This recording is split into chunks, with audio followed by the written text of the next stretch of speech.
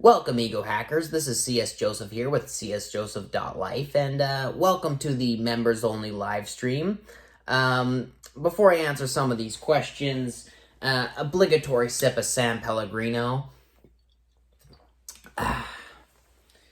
Because hashtag SE Demon, I don't care if you're experienced this video, because that's like basically how us real ENTPs roll out here. Alright, let's get into some of this. Advice for an ENTP trying to date INFJs. Alright, well, are we talking about MBTI or are we talking about cognitive depth psychology? Because there's a difference, like, let me tell you. But if we're going to talk about the depths of the INFJ psychology, then first things first. Daddy issues. Like every INFJ I've basically ever dated has daddy issues. So it's your job as an ENTP to give the INFJ your TI parent and hashtag make them call you daddy. Your relationship basically depends on it. Like as a dating coach and as a metaphysician, I urge you to do this or your relationship will almost certainly fail. Okay, what else we got here?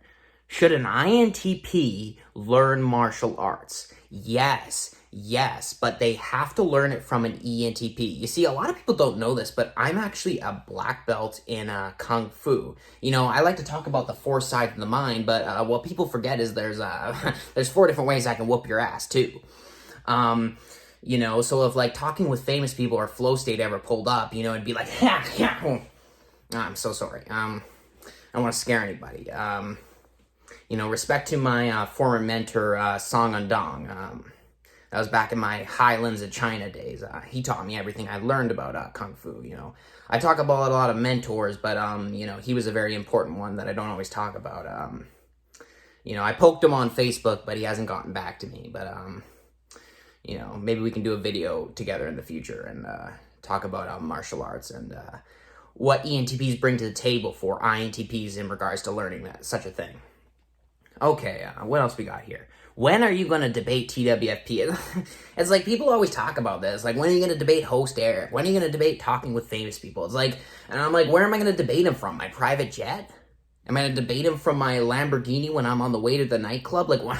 I don't have time for this guy. Like, and, you know, people have the audacity. Like, they talk about Eric, and they go like, Chase, what about your competition? And I'm like, what competition? Like, you know, they'll bring up people like, they'll be like, you know, what about Love Who? And I'll be like, exactly who? Like, my point is in their name. Like, you know, who are these guys? You know, these other YouTubers, they love being nobodies, basically.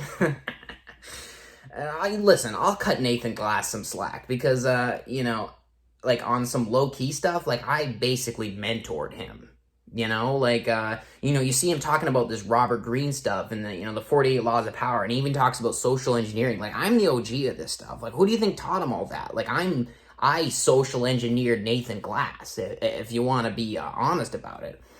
You know, but, you know, listen, you know, people say like, oh, he's got more subs than you. It's like, yeah, I social engineered Nathan to success, you know, like to basically be a punching bag to challenge myself, you know? But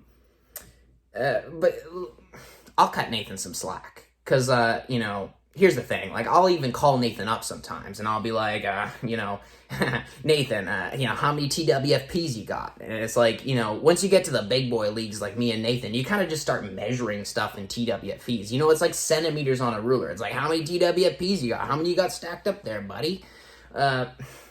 You know, it's like, you know, people ask me, like, how many $100 bills you got in your wallet there, Chase? It's like, I've lost track. It's because when you're winning at life as much as I am, you know, when you're winning by a landslide, you kind of lose track by how much, you know what I mean? So you got to start measuring it.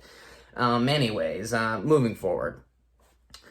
Chase, can you talk about the importance of priorities and goals? It's like, yes, yeah. Well, listen, let's talk about priorities because people need to get their priorities straight. You know, like, because people see me and they go like, you know, csjoseph.life, and they think csjoseph.life is just like a website or, you know, it's a business, but like really it's a mindset. You know, me and my buddy the other day, my business partner, we were standing in the tallest building in the city. You know, we had our shirts off.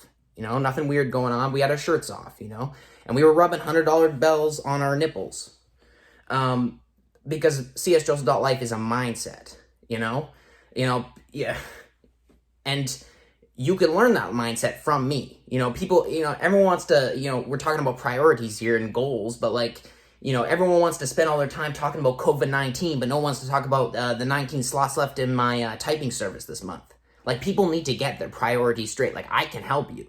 You know what I mean? And life begins when you click the link in the description. Okay? All right. I think I'm going to wrap up the Q&A. I'm going to be doing a lecture next week on how to pick up girls in the club.